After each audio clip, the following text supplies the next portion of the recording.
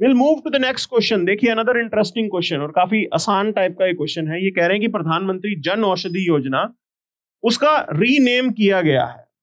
ठीक है, देखिए पहले इस स्कीम का नाम था जन औषधि योजना, उसके बाद उसमें लगा है प्रधानमंत्री। अब इसका नाम है प्रधानमंत्री जन औषधि परियोजना।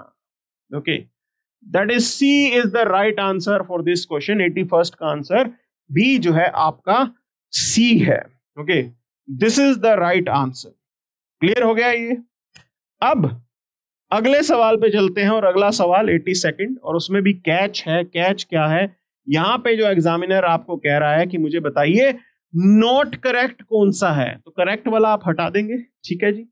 अब इस सवाल के ऊपर अगर हम जाते हैं तो सवाल है प्रधानमंत्री श्रम योगी मानधन योजना। ओके, प्रधानमंत्री श्रम योगी मानधन योजना, और उसका एक प्रोविजन तो है कि each subscriber will receive minimum assure pension of 3000 per month after attaining 60 years of age. 60 साल के बाद ये मिलेगी आपको पेंशन। ठीक है जी। अब मेन इसमें जो कैच है वो इस चीज को समझिए। सेकंड स्टेटमेंट ठीक हो गया, मतलब इसकी तो हमें जरूरत ही नहीं है। इसकी जरूरत नहीं है मतलब जहां जहां पे भी 2 है उसको तो आप हटा ही दीजिए। ये भी आपको नहीं चाहिए भाई, सही वाला तो हमारी डिमांड ही नहीं है। So other is 1, 3, 4 and 1 and 3 only. C और डी में से ही हमारा उत्तर आएगा। ठीक है, अब इसके जो इस प्रोविजन पे पेज जुड़ा है, subscribers contribution to PM is through auto debit facility from his saving bank.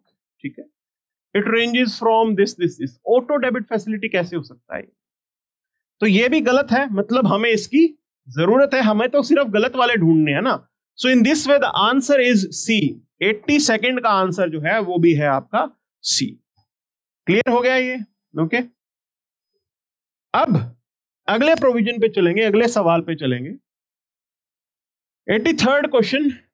Okay, these are the terms that are mention. बताइए आगे क्या क्या है। ठीक है, ये सवाल इसमें ये HPSC HCS के अंदर पूछा गया है।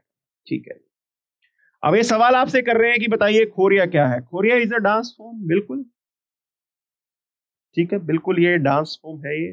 ओके, और हरियाणा के अंदर किया जाता है, सिर्फ वुमेन इसके साथ एसोसिएटेड है। अब बात है कि इसका सही आंसर क्या होगा। फर्स्ट के साथ जुड़ा है सी। ओके, तो फर्स्ट के साथ सी को जोड़ेंगे। There is only one option जिसके साथ फर्स्ट और सी जुड़ रहा है, दैट इज बी। सिर्फ बी ही ऐसा है जिसके साथ फर्स्ट और सी जुड़ रहा होगा। सो this is the choice that you should look into. Clear, इस तरीके से भी ये आंसर हम कर सकते हैं। आगे बढ़ते हैं। 84th कुछ एक डिस्ट्रिक्ट के बारे में बात की गई और बताइए कि ये कौन से डिस्ट्रिक्ट से जुड़ता है। मतलब ये मैच द फॉलोइंग है कि हिसार के साथ क्या इन जिलों के बॉर्डर लगते हैं। तो देखिए हिसार के साथ सिरसा नहीं लगता, बीच में फतेहाबाद आ जाता है, ये हमें पता है। तो हिसार वाला तो ऑप्शन आउट हो गया। दूसरी चीज है रोहतक। रोहतक के साथ रिवाड़ी नहीं लगता। क्लियर। सो सेकंड और फोर्थ तो आपके ऑप्शन हट ही गए। जहां जहां पे सेकंड और फोर्थ है वो आप हटा दीजिए। उससे एलिमिनेट करने जाएंगे तो you will be left with only one, that is D. 1 and 3 that will be the answer for you. Okay, ये बिल्कुल हरियाणा जीके का सवाल, हरियाणा ज्योग्राफी का सवाल, और बड़ी आसानी के साथ आप इसका उत्तर भी दे सकते हैं अगर आपने थोड़ा सा पढ़ा है। थोड़ी कॉमन सेंस लगा के भी इसका उत्तर हम आराम से कर सकते हैं। ठीक है जी, आगे बढ़ते हैं। अग्निवीर काफी न्यूज में रहा, ये अक्सर स्टूडेंट्स को इसके बारे में पता ही होगा, बड़े डिटेल में भी उन्होंने इन चीजों को पढ़ा होगा। और एक तरीके से सवाल इसमें ये है कि they will be given attractive customized package. ठीक है, एंड बिल्कुल ये पैकेज मिलना है इनको। एप्लीकेबल इन 3 सर्विसेज, बिल्कुल 3 सर्विसेज में एप्लीकेबल होगा। सेकंड स्टेटमेंट कह रहा है on completion of their engagement period of 5 years। 5 years के बाद नहीं, ये 4 साल के बाद दिया जाएगा। तो ये इसमें मेजर कैच है। सेकंड जो है वो गलत हो गया है, करेक्ट वाला पूछा है सेकंड, जिसमें आप उसे हटा दीजिए। ये गया, ये गया। अब मेन सवाल बचा, Seva Nidhi package is exempted from income tax. This is absolutely right. So we are left with just C option, हमें पहले पता है कि सी फर्स्ट जो है वो करेक्ट था, and 85th the answer is C. आगे बढ़ेंगे, 86 क्वेश्चन पे चलेंगे। ईवीएम से रिलेटेड बात की गई है, वीवीपैट से रिलेटेड बात की गई है। ओके, अब इसके अंदर ये सवाल है और वीवीपैट से हम इसका आंसर देने की कोशिश करेंगे। Now first of all, this statement, VVPAT के अंदर क्या क्या होता है? स्लिप आती है और ये कहता है कि एक सीरियल नंबर होगा और सिंबल ऑफ कैंडिडेट होगा। No, it will also mention about the name of the candidate. जिस कैंडिडेट को आपने वोट दिया है वो नाम भी दे रखा होगा। ठीक है जी, इसका मतलब ये गलत हो गया। फिर ये कह रहा है कि VVPAT were use first time in by election in कौन सा assembly constituency of Arunachal Pradesh? No, Nagaland के अंदर जो है इसका, वहां एक बाय इलेक्शन में इसका इस्तेमाल हुआ था। This statement is also wrong. अब मेन बात पे आते हैं, हमें चाहिए गलत आंसर। क्लियर? 3 और 4 दोनों साथ में हो, तो हमारे पास एक ये ऑप्शन है, एक ये ऑप्शन है। दूसरी चीज, फर्स्ट पे चलते हैं। ये कह रहे हैं कि EVM was first use as a pilot project in Thrissur assembly constituency of Kerala. Okay, now there it's a bit confusion. ये कंफ्यूजन है थोड़ा इस चीज को लेके, शायद इसका आंसर वो ना हो। क्लियर? त्रिशूर कॉन्स्टिट्यूएंसी जो है केरल के अंदर, बिल्कुल ये था, केरल में ही था, इसी असेंबली में ही था। ठीक है, ये स्टेटमेंट करेक्ट होगा, लेकिन हमें आंसर किसी तरह से नोट ट्रू की। So if we go with this logic, B is going to be the answer for us. B हमारे लिए वो आंसर आएगा। क्लियर है? So in this way, to this question, B will be the answer. Now 87th question के ऊपर हम चलते हैं। So again, match the following. Some chemical compounds are mentioned. और पूछा है कि बताइए क्या है। So northindron definitely anti-fertility drug होता है।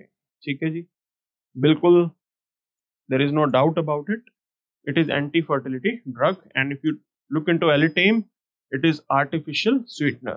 So अगर हम इसी लॉजिक से चलें, A के साथ सेकंड जुड़ गया और B के साथ 3, so B will be the answer for 87th question. 87th का सीधा आंसर आपका बी हो जाता है। Then will move to the next. 88th पे चलते हैं। डोडर प्लांट के बारे में पूछा गया है। सो बता रहे हैं कि बताइए इनमें से कौन सी स्टेटमेंट करेक्ट है। Okay, now the point is this, it's a wine like. बिल्कुल, ये भी करेक्ट होगा, यहाँ पे वाइन लाइक है यहाँ पे। Okay, and once it is attached, उसके साथ अपनी जड़ें छोड़ देता है ये। This is also correct.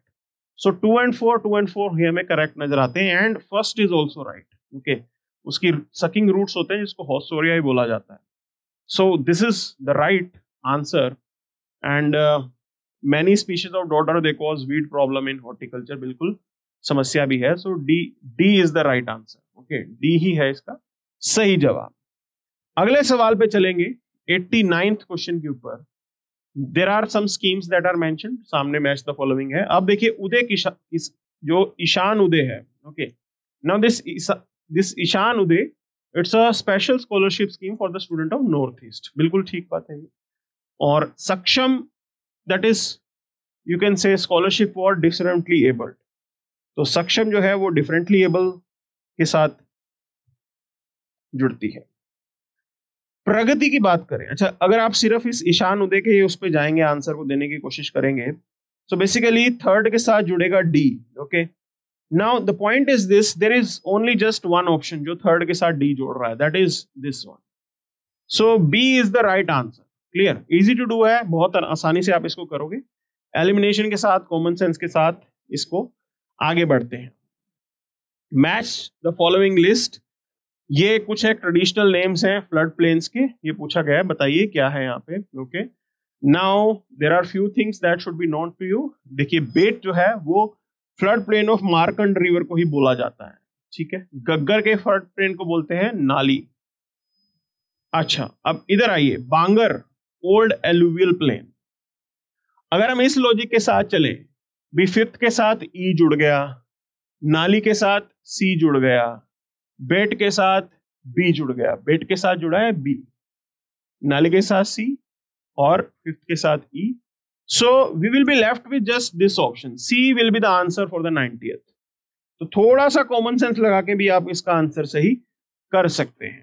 ठीक है,